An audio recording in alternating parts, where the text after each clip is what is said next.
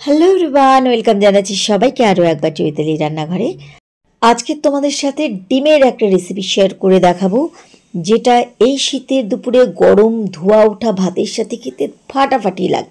আজকে তৈরি করে দেখাবো স্পাইসি করে করা হাঁসের ডিমের কারি বা হাঁসের ডিমের কষা। শুরু করছি আজকের রেসিপি। প্রথমে আমি এখানে 4টে হাঁসের ডিম নিয়েছি। ডিমগুলো আমি সেদ্ধ করে নিয়েছি। এবার ভালোভাবে ডিমের মধ্যে নুন, হলুদ আর সামান্য পরিমাণে এখানে দিয়ে দিচ্ছি লঙ্কার গুঁড়ো। এতে ডিম ভাজার পরে কালারটা দেখতে খুব ভালো লাগবে। আর আমি আগে যেহেতু বললাম যেটা স্পাইসি করে করব, সেজন্য ডিমগুলো যদি একটু কালার না হয় তাহলে দেখতে ভালো লাগবে না। ভালোভাবে নুন, হলুদ, লঙ্কার গুঁড়োর সাথে প্রথমে ডিমগুলোকে একটুখানি মাখিয়ে নিলাম। এটাকে 5 মিনিট রেস্টে রেখে দিচ্ছি। আর এই ডিমের কারির জন্য মশলা বানিয়ে নিচ্ছি। সেজন্য এখানে নিয়েছি আমি একটা মিক্সারের জার। এর মধ্যে নিয়ে নিলাম 2টো মাঝারি সাইজের পেঁয়াজ, সাথে দিচ্ছি একটা টমেটো, আর দিচ্ছি 4টে কাঁচা লঙ্কা। এটা কিন্তু খুব ঝাল কাঁচা লঙ্কা। আর দিচ্ছি 1 টুকরো আদা, আর দিচ্ছি 10-12 কোয়া রসুন। এবার খুব ভালোভাবে সব কিছু একসাথে বেটে নিচ্ছি। এদিকে ডিম ভেজে নেওয়ার জন্য কড়াইতে নিয়েছি আমি সাদা তেল। তেল একটু গরম হয়ে গেলে এক এক করে ডিমগুলো ছেড়ে দিচ্ছি। ডিমগুলোকে কিন্তু ভালোভাবে একদম যতক্ষণে ডিমের স্কিন একটু কড়াভাবে ভাজা না হচ্ছে ততক্ষণে কিন্তু ভাজতে হবে। ডিমগুলো আমার ভাজা হয়ে গেছে। এই ডিমগুলোকে আমি তুলে নিচ্ছি। এবার ওই তেলের মধ্যে দিয়ে দিচ্ছি 1 পিঞ্চের মতন সাদা গোটা জিরে ফোড়ন। ফোড়ন একটু ভাজা হয়ে গেলে এর মধ্যে দিয়ে দিলাম আরও 2টো মাঝারি সাইজের পেঁয়াজ কুচি।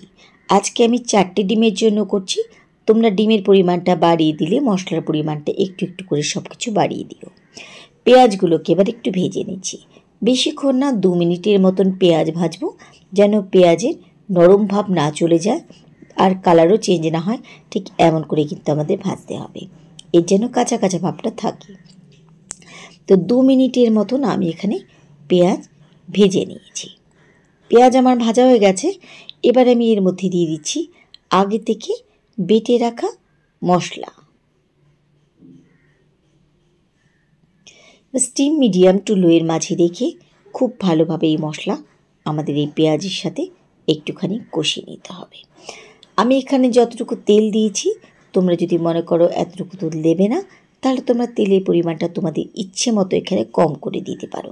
আমি যেহেতু আগেই বললাম যে আমি আজকে স্পাইসি করে করছি, একটু তেল ঝাল বেশি করে, সেজন্য করা। তোমাদের পছন্দ মতো এখানে তেলটা বা মশলাটা তোমরা অ্যাড করতে পারো। কিছুক্ষণ আমি এখানে কষিয়ে নিয়েছি। এবার দিয়ে দিচ্ছি স্বাদ মতন 1 চামচ নুন, আরও দিচ্ছি 1/2 চামচ লঙ্কার গুঁড়ো, আর দিচ্ছি স্পাইসের ব্যালেন্স ঠিক রাখার জন্য এখানে সামান্য পরিমাণে চিনি।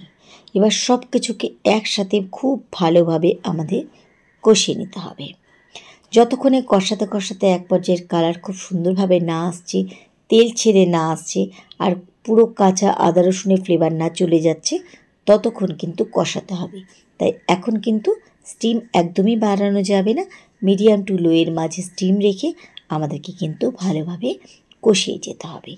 আস্তে আস্তে দেখতেই পাচ্ছ কষানোর এক পর্যায়ে কিন্তু কালার আস্তে আস্তে চেঞ্জ হচ্ছে। এবার এর মধ্যে দিয়ে দিলাম 1 চামচের মতন চিকেন মশলা, বা তোমরা যে কোনো মিট মশলাও কিন্তু এখানে দিতে পারো। এতে কিন্তু আরও এই রেসিপিটা স্পাইসি হবে। খুব ভালোভাবে আমি কষিয়ে নিয়েছি। এর মধ্যে দেখো তেলও ছেড়ে আসছে, কালার কিন্তু পুরো চেঞ্জ হয়ে গেছে, মানে কষানো আমাদের খুব ভালোভাবে হয়ে গেছে। এখন কিন্তু আর কাঁচা কোনো কিছুরই গন্ধ আসবে না। এবার আমি এর মধ্যে দিয়ে দিচ্ছি আগে থেকে ভেজে রাখা ডিমগুলো। আমি যেভাবে আজকে হাঁসের ডিমের রেসিপিটা বানাচ্ছি, তোমরা চাইলে কিন্তু পোলট্রি ডিমও এইভাবেই বানাতে পারো। দিয়ে দিলাম সামান্য পরিমাণে জল। যেহেতু আজকে আমরা ডিম কষা বা ডিমের শুকনো করছি, সেজন্য এখানে কিন্তু জলের পরিমাণটা একদম অল্প একটু দিতে হবে। আর মশলা যেহেতু আমরা ভালোভাবে কষিয়ে নিয়েছিলাম, তাই এখন কিন্তু আর খুব একটা জলের প্রয়োজন নেই। ভালোভাবে জলের সাথে আমি মশলা কিছুক্ষণ একটুখানি মিশিয়ে নিলাম, নিয়ে 2 মিনিটের মতো ফুটিয়ে নিচ্ছি। 2 মিনিট আমি এখানে ফুটিয়ে নিয়েছি। নামানোর আগে এর মধ্যে দিয়ে দিচ্ছি 1/2 চামচ এরকম গরম মশলার গুঁড়ো। গরম মশলা গুঁড়োর সাথে ভালোভাবে মিশিয়ে নিচ্ছি। ব্যাস তৈরি হয়ে গেল দুর্দান্ত স্পাইসি ফাটাফাটি স্বাদের আমাদের আজকের ডিম কষা। তোমরা এটা ভাত, রুটি বা পরোটার সাথে খেয়ে দেখো, খেতে কিন্তু দারুণ লাগে। তো কেমন লাগলো আমার আজকের রেসিপি? আশা করি আমার আজকের এই রেসিপি তোমাদের ভালো লেগেছে। রেসিপি ভালো লাগলে বরাবরের মতো লাইক করে দিও, আর সবার সাথে কিন্তু শেয়ার করতে ভুলো না। আর অবশ্যই কিন্তু তোমাদের গুরুত্বপূর্ণ মতামত দিয়ে জানিও যে আমার আজকের রেসিপি তোমাদের কেমন লেগেছে। তাহলে আজকের মতো এইটুকুই। সবাইকে ধন্যবাদ জানিয়ে আজকে এখানেই বিদায় নিচ্ছি। দেখা হবে আবার অন্য কোনো রেসিপির সাথে অন্য কোনো দিন। সেই পর্যন্ত সবাই খুব ভালো থেকো, সুস্থ থেকো। আর আমার রেসিপিগুলো দেখার জন্য তোমাদের সকলকে জানাই অনেক অনেক ধন্যবাদ।